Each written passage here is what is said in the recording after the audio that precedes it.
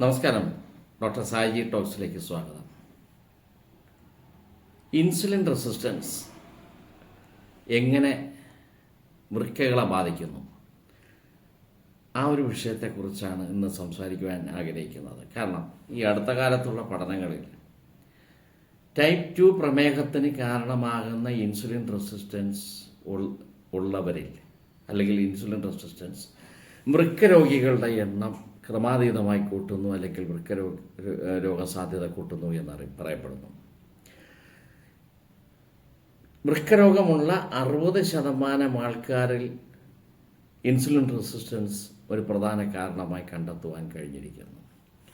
നമുക്ക് തീർച്ചയായും നമുക്കറിയാം, പ്രമേഹ രോഗമുള്ളവരിൽ നിയന്ത്രണ വിധേയമല്ലാത്ത പ്രമേഹം കാലക്രമത്തിൽ അത് വൃക്കരോഗമുണ്ടാക്കുമെന്നുള്ള കാര്യത്തിൽ യാതൊരുവിധ സംശയവുമില്ല.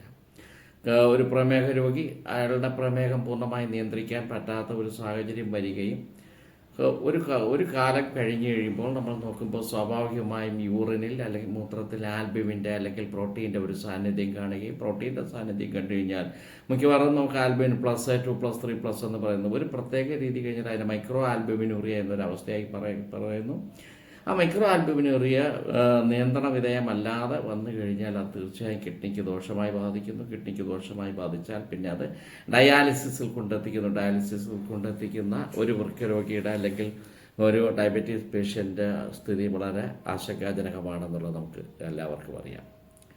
എന്നാൽ ഇപ്പോൾ അവസാനമുള്ള അല്ലെങ്കിൽ ഇപ്പോൾ ചില പഠനങ്ങൾ പറയപ്പെടുന്നത് ഈവൻ ഇൻസുലിൻ റെസിസ്റ്റൻസ് ഉണ്ടെങ്കിൽ പോലും അത് രോഗസാധ്യത കൂട്ടുന്നു എന്ന് പറയപ്പെടുന്നു. എന്താണ് ഇൻസുലിൻ റെസിസ്റ്റൻസ്?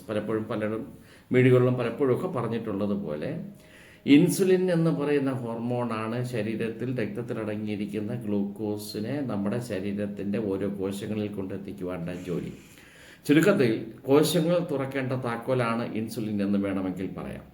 അപ്പോൾ ആ ഇൻസുലിനെ കോശങ്ങൾ തുറക്കാൻ പറ്റാതെ വരുന്ന ഒരു സാഹചര്യത്തെയാണ് റെസിസ്റ്റൻസ് അല്ലെങ്കിൽ ഇൻസുലിൻ റെസിസ്റ്റൻസ് എന്ന് പറയുന്നത്.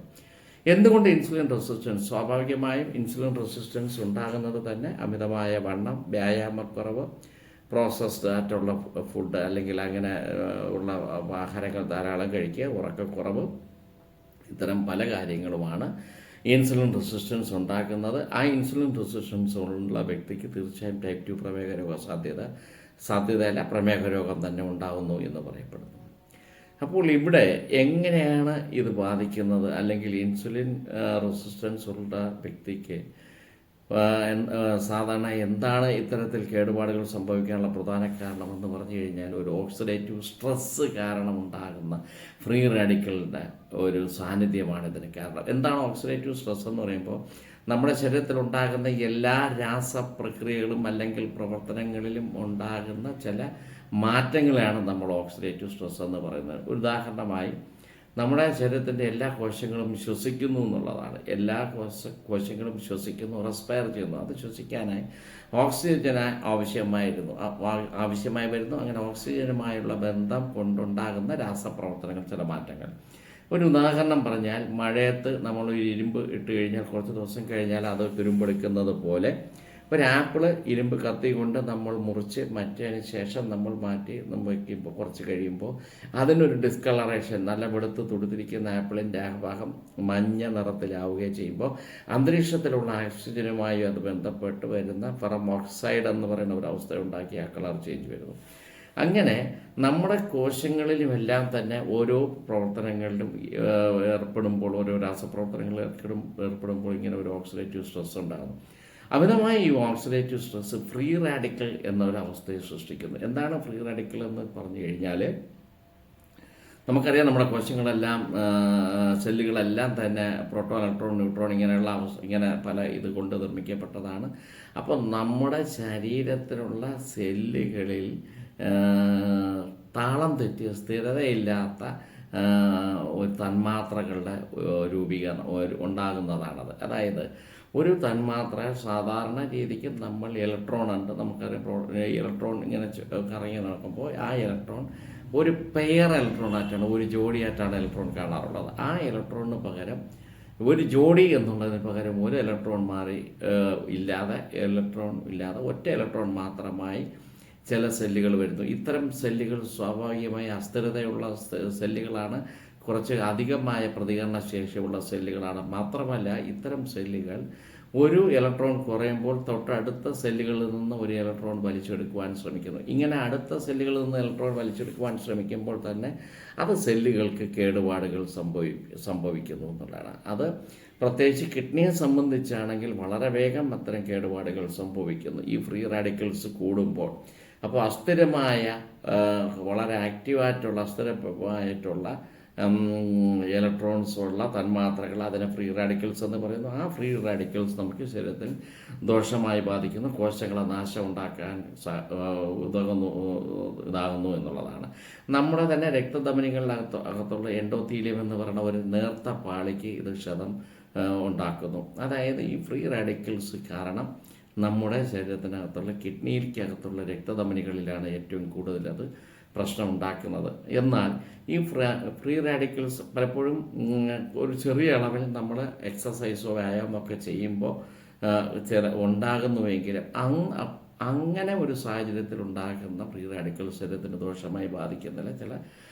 മറിച്ച് അമിതമായ മദ്യപാനം, അമിതമായ പ്രോസസ്ഡ് ഫുഡ്സ് ധാരാളം കഴിക്കുക, അമിതമായ പുകവലി, വ്യായാമക്കുറവ്, ഇത്തരം ചില കാര്യങ്ങൾ നമ്മുടെ ശരീരത്തിൽ ഫ്രീ റാഡിക്കൽസ് കൂടുതലായി ഉണ്ടാകാൻ സാധിക്കുന്നു. അത് കോശനാശം സംഭവിക്കുന്നു. അപ്പോൾ ഈ വൃക്കകളിലുള്ള രക്തധമനികളിനകത്തുള്ള എൻഡോത്തീലിയൽ ആ ലെയറിന് യഥാർത്ഥത്തിൽ ദോഷമായി സംഭവിച്ചാൽ അല്ലെങ്കിൽ താളം തെറ്റിയാൽ അവിടെ സംഭവിക്കുന്നത് അത്തരം വൃക്കകൾക്ക് നല്ല രീതിക്കുള്ള പ്രവർത്തനക്ഷമതയില്ലാതെ വരുന്നു. ആ ധമനികളുടെ തന്നെ ടോൺ നഷ്ടപ്പെടുന്നു. രക്തം കട്ട പിടിക്കുവാനും ഈവൻ രക്തചംക്രമണത്തിന് പോലും പ്രയാസം നേരിടുന്ന തരത്തിൽ പലതരത്തിലുള്ള അപചയങ്ങളും അവിടെ ഉണ്ടാക്കുന്നു എന്നുള്ളതാണ്. അപ്പോൾ അതുകൊണ്ട് തന്നെ ഇതിന് പ്രധാന കാരണമായ ഒരു ഇൻസുലിൻ റെസിസ്റ്റൻസ്. അതുകൊണ്ട് ഒരു രോഗി പ്രമേഹ രോഗി ആകണമെന്നില്ല. പ്രമേഹ രോഗം സാധ്യതയുള്ള തരത്തിലുള്ള അമിതവണ്ണമോ അല്ലെങ്കിൽ ആ ഇൻസുലിൻ റെസിസ്റ്റൻസ് നമുക്ക് തുടക്കത്തിൽ പ്രമേഹ രോഗ സാധ്യതയുള്ള നമ്മളിപ്പോൾ ചെക്ക് ചെയ്യുമ്പോൾ ഏകദേശം ഒരു ബോർഡർ ലൈനിലൊക്കെ നിൽക്കുകയാണ് ഒരു പ്രത്യേക പ്രായത്തിലെങ്കിൽ ഇത് നാളെ പ്രമേഹ രോഗമായേക്കാം എന്ന് സംശയിക്കുന്ന തരത്തിലുള്ള ഇൻസുലിൻ റെസിസ്റ്റൻസ് വന്നാൽ തീർച്ചയായും ഈ അവസ്ഥ ഉണ്ടാകുന്നു. അപ്പോൾ ഏറ്റവും പരമപ്രധാനമായി നമ്മൾ അറിഞ്ഞിരിക്കേണ്ട ഒരു കാര്യമെന്ന് വെച്ച് കഴിഞ്ഞാൽ അമിതവണ്ണം നിയന്ത്രിക്കുക, ഇൻസുലിൻ റെസിസ്റ്റൻസ് ഒഴിവാക്കുക എന്നുള്ളത് തന്നെയാണ്. അതിന് കൃത്യമായ വ്യായാമം കാര്യങ്ങളൊക്കെ ചെയ്യണം. അങ്ങനെ ഒരു കിഡ്നിക്ക് ക്ഷതം സംഭവിക്കുക അല്ലെങ്കിൽ ഈ ഫ്രീ റാഡിക്കൽസ് കൂടിക്കഴിഞ്ഞാൽ സ്വാഭാവികമായി അടുത്തെന്താണ് ഇതിന് കൂടുതലായുള്ള പ്രശ്നം ഉണ്ടാകുന്നതെന്ന് വെച്ച് കഴിഞ്ഞാൽ ഇത് കാലക്രമത്തിൽ വ്യക്തമായ ഹൃദ്രോഗ സാധ്യത ഉണ്ടാക്കുന്നു. അപ്പോൾ കിഡ്നിയെ മാത്രമല്ല തൊട്ട് പല രീതിക്ക് ഹൃദ്രോഗ സാധ്യത ഉണ്ടാക്കുന്നു. ഈവൻ നമ്മളത് നിർത്തുവാൻ ഇത് ഫ്രീ റാഡിക്കൽസിൻ്റെ ഇത് കുറയ്ക്കുവാൻ അല്ലെങ്കിൽ അത് തടയുവാൻ ശ്രമിച്ചില്ലെങ്കിൽ ഈവൻ അത് ക്യാൻസറിൻ്റെ സ്റ്റേജിലോട്ട് വരെ പോവാം എന്നുള്ള ഒരു സാധ്യതയാണ് പറയുന്നത്. ചുരുക്കത്തിൽ പറഞ്ഞാൽ ഒരു വൃക്കരോഗി ആവണമെങ്കിൽ ഡയബറ്റീസ് പേഷ്യൻ്റ് ആയിരിക്കണമെന്നില്ല. മറിച്ച് ഇൻസുലിൻ റെസിസ്റ്റൻസ് ഉള്ള പ്രീ ഡയബറ്റീസ് സ്റ്റേജ് ഉണ്ടെങ്കിൽ അവന് വൃക്കരോഗ സാധ്യത കൂടുതലാണ്. വൃക്കരോഗികളുടെ എണ്ണം കൂടുകയും ഡയാലിസിസിൻ്റെ എണ്ണം കൂടി വരുന്ന ഈ കാലഘട്ടത്തിൽ വൃക്കരോഗങ്ങൾക്കുള്ള പ്രധാന കാരണം ഈ ഇൻസുലിൻ റെസിസ്റ്റൻസ് ആണെന്ന് നിങ്ങളെ ഒന്നുകൂടി ഓർമ്മപ്പെടുത്താൻ വേണ്ടിയാണ് ഇന്ന് ഈ വീഡിയോ ചെയ്യുന്നത്. തീർച്ചയായും ഇതെങ്ങനെ നമുക്ക് പരിഹരിക്കുക എന്ന് പറഞ്ഞാൽ നല്ല രീതിക്കുള്ള വ്യായാമം, നല്ല രീതിക്കുള്ള ഉറക്കം, 6 തൊട്ട് 7 മണിക്കൂർ നല്ല ഉറക്കം വേണമെന്നുള്ളതാണ്. അതിനോടൊപ്പം പ്രോസസ്ഡ് ഫുഡ്, ജങ്ക് ഫുഡ് പൂർണ്ണമായും ഒഴിവാക്കുക എന്നുള്ള സ്ഥിരം എല്ലാവരും പറയുന്ന ഒരു വിഷയം തന്നെയാണ്. ആ ഒരു കാര്യം നമ്മുടെ മനസ്സിനകത്ത് ഓർമ്മ ഉണ്ടാകുക എന്നുള്ളതാണ്. നമ്മുടെ വെയിറ്റ് ക്രമാതീതമായി കൂടാതിരിക്കുവാൻ വേണ്ടി നമ്മൾ ശ്രമിക്കുക. ഇൻസുലിൻ റെസിസ്റ്റൻസ് തടയുക എന്നുള്ളതാണ്. അത് തടഞ്ഞാൽ ഒരുപാട് വിപത്തുകളും നമുക്ക് രക്ഷപ്പെടാൻ സഹായിക്കും. തീർച്ചയായും ഈ വീഡിയോ നിങ്ങൾക്ക് സഹായകരമായിട്ടുണ്ട് എങ്കിൽ ഇത് നിങ്ങൾ ലൈക്ക് ചെയ്യുക, സബ്സ്ക്രൈബ് ചെയ്യുക, ഷെയർ ചെയ്യുക, ഹൈപ്പ് ചെയ്യുക. നന്ദി, നമസ്കാരം. വീണ്ടും മറ്റൊരു വിഷയമായി മറ്റൊരവസരത്തിൽ കാണാം.